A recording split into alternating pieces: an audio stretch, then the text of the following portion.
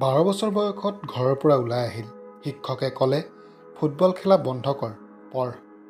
ডাক্তৰে ক'লে, তোমাৰ হৃদয়খন দুৰ্বল, খেলিব নোৱাৰিবা। তেওঁৱে হৈছে ক্ৰিষ্টিয়ানো ৰনাল্ডো। এই মানুহজন মানুহ নহয়, আদৰ্শ। 2016 চনৰ ইউৰো ফাইনেলত 25 মিনিটত তেখেত আঘাত পায় আৰু খেলপথাৰৰ পৰা ওলাই আহে। বেলেগ খেলুৱৈ হ'লে ভাঙি পৰিল হয়, কিন্তু ৰনাল্ডোৱে ফিল্ডলৈ আকৌ আহিল আৰু প্ৰশিক্ষকৰ দৰে কাষৰ পৰাই সমগ্ৰ দলটোক চিঞৰি উঠিল, উৎসাহ যোগালে।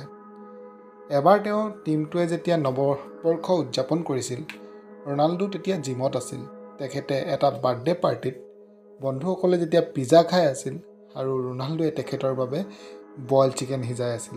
গতিকে বন্ধু, কিবা এটা লাভ কৰিবলৈ কিছুমান বস্তু আমি গুৰুত্ব দিব লাগিব, মেইনটেইন কৰিব লাগিব।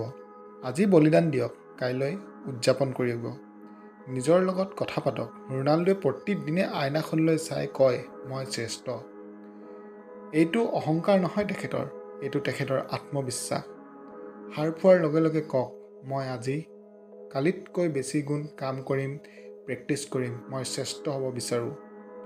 কাৰণ যেতিয়ালৈকে আপুনি নিজৰ আত্মবিশ্বাস গঢ় নিদিয়ে, তেতিয়ালৈকে পৃথিৱীয়ে তোমাক কেনেকৈ ভাবিব। ৰনাল্ডোৱে কয়, মই কিমান নিখুঁতকৈ কামটো কৰিছোঁ নাজানো, কিন্তু কামবোৰ ভালদৰে নিখুঁতভাৱে কৰি ভাল পাওঁ। ৰনাল্ডোৰ প্ৰতিভা আছে, ঠিক সেইদৰে সকলোৰে প্ৰতিভা আছে। সফলতা লাভ আপুনিও কৰিব পাৰে, যদি ৰনাল্ডোৰ দৰে চেষ্টা কৰে, কষ্ট কৰে।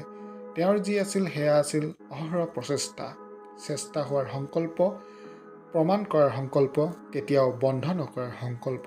গতিকে আজিয়েই সিদ্ধান্ত লওক, হয় অজুহাত দেখুৱাওক, নহয় ৰনাল্ডো হওক। কাৰণ যেতিয়ালৈকে আপুনি বন্ধ নকৰে, তোমাক চাবলৈ পৃথিৱীখন ৰৈ যাব। মানুহে তোমাৰ বাবে হাহাকাৰ কৰিব।